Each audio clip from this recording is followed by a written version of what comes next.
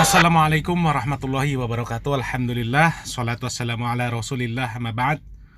Kaum muslimin yang dirahmati oleh Allah subhanahu wa ta'ala, dari cuplikan yang sudah kita saksikan menunjukkan betapa rusaknya agama ini kalau dalam melakukan sebuah ibadah hanya bermodalkan niat baik semata, tanpa adanya tuntunan dari Al-Quran maupun As-Sunnah.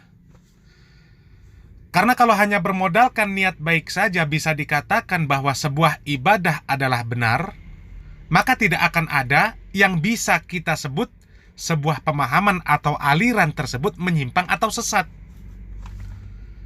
Karena semua pemahaman yang ada, semua aliran yang ada, mereka meyakini bahwa apa yang mereka lakukan itu adalah kebaikan. Dan mereka berniat baik. Para teroris, ketika mereka melakukan perbuatan teror, mereka meyakini apa yang mereka lakukan itu adalah baik, dan niat mereka juga untuk kebaikan. Orang-orang Syiah meyakini amaliyah-amaliyah yang mereka lakukan itu baik, dan tujuannya untuk kebaikan. Ahmadiyah dan aliran-aliran yang menyimpang lainnya, mereka melakukan amaliyah-amaliyah yang aneh-aneh, yang nyeleneh-nyeleneh. Juga mereka meyakini apa yang mereka lakukan itu adalah kebaikan, dan juga dengan niat yang baik. Tidak ada satupun aliran yang menyimpang yang ketika ditanya tentang amaliyah-amaliyah mereka, mereka katakan itu tidak baik dan tidak diniatkan untuk sebuah kebaikan. Semuanya meyakini bahwa itu baik dan niatnya adalah untuk kebaikan. Akan tetapi yang harus kita fahami bahwa niat baik saja itu tidak cukup. Niat baik saja tidak bisa dijadikan standarisasi sesuatu atau sebuah amalan tersebut dikatakan benar atau salah. Akan tetapi standarisasinya sebuah amaliyah itu baik, selain dari niat yang baik, maka harus sesuai dengan Al-Quran dan Sunnah, sesuai dengan pemahaman salaful ummah. Dikatakan di dalam sebuah hadis bahwasanya sahabat Anas radhiyallahu ta'ala anhu qala, ja'a salah satu rahtin ila buyuti azwajin nabiyyi sallallahu alaihi wasallam. Ada 3 orang mendatangi rumah istri-istri Nabi Muhammad sallallahu alaihi wasallam, yas'aluna an ibadatin nabiyyi sallallahu alaihi wasallam, untuk bertanya tentang ibadah Nabi Muhammad sallallahu alaihi wasallam. Falamma ukhbiru ka'annahum taqaluha. Lalu setelah mereka dikabarkan tentang apa yang dilakukan oleh Rasulullah sallallahu alaihi wasallam, mereka menganggap ibadah beliau Rasulullah sallallahu alaihi wasallam sangat sedikit. Wa qalu aina nahnu minan nabiyyi sallallahu alaihi wasallam. Mereka berkata, di mana kita dibandingkan dengan Nabi sallallahu alaihi wasallam? Kita ini tidak ada apa-apanya kalau dibandingkan dengan Nabi. Wa qad ghufira lahu ma taqaddama min dzambi wa ma ta'akhkhar. Beliau Nabi Shallallahu Alaihi Wasallam telah diberikan ampunan atas semua dosa-dosanya, baik yang telah lewat maupun yang akan datang. Qala ahaduhum, amma ana fa usallil laila abadan. Salah seorang dari mereka mengatakan, adapun saya, maka saya akan sholat malam selama-lamanya. Wa qala al-akhar, dan kemudian yang lain pun mengatakan, wa anna asumud dahra abadan wala uftiru. Adapun saya, maka saya akan berpuasa selama-lamanya dan tidak akan pernah berbuka.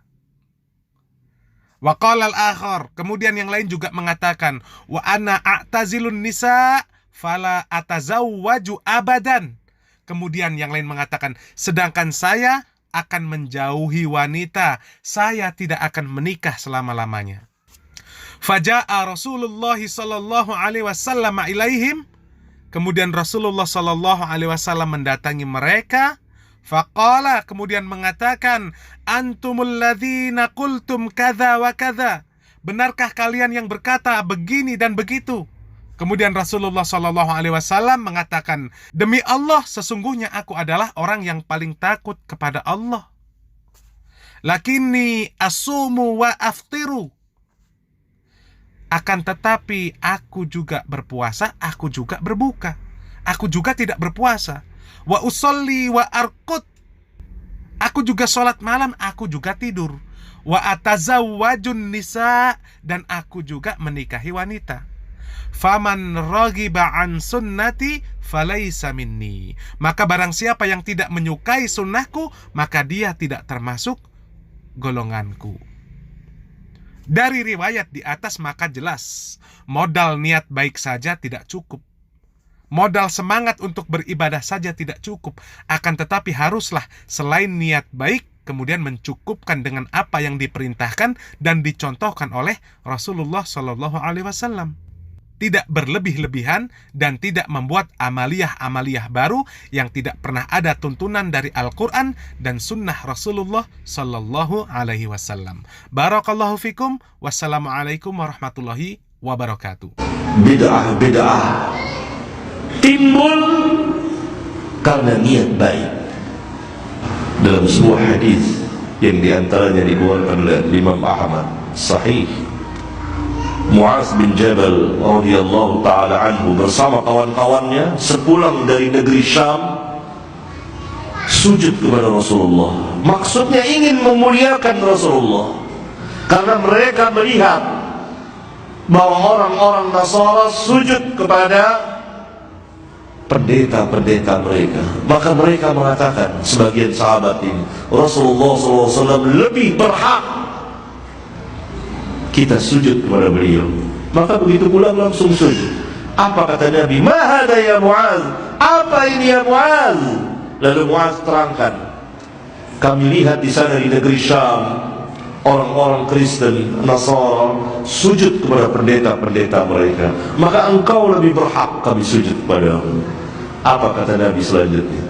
Kalau sekiranya boleh aku perintahkan manusia sujud kepada manusia, akan aku perintahkan apa? Istri sujud kepada suami.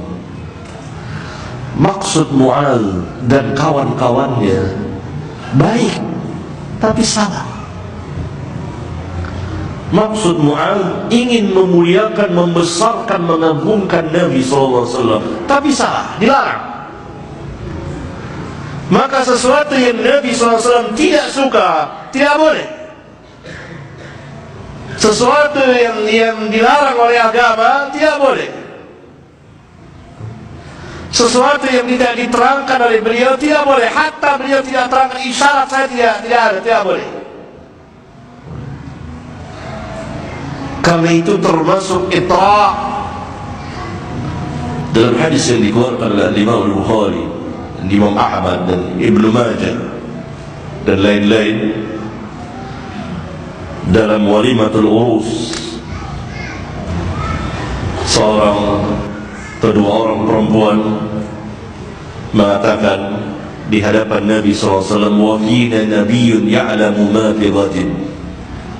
Di tengah-tengah kita ada seorang nabi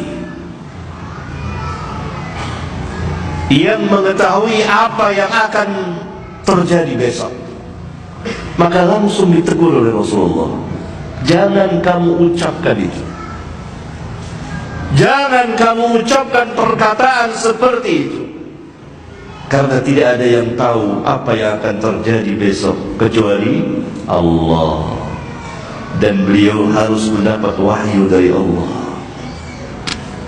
Lihat, maksud wanita itu kan ingin memuliakan Nabi, ingin mengagungkan Nabi.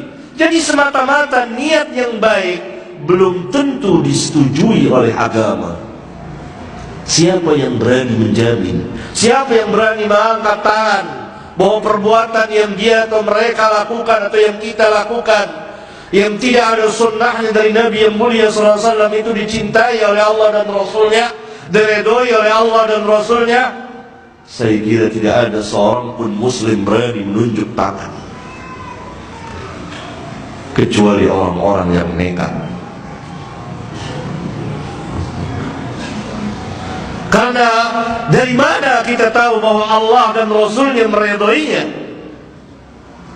Padahal Allah tidak mewahyukan kepada kita, dan wahyu telah terputus. Selesai dengan diutusnya Rasulullah SAW, dengan wafatnya Rasulullah SAW. Dan Nabi yang mulia SAW tidak memberikan, tidak pernah mengajarkan kepada kita.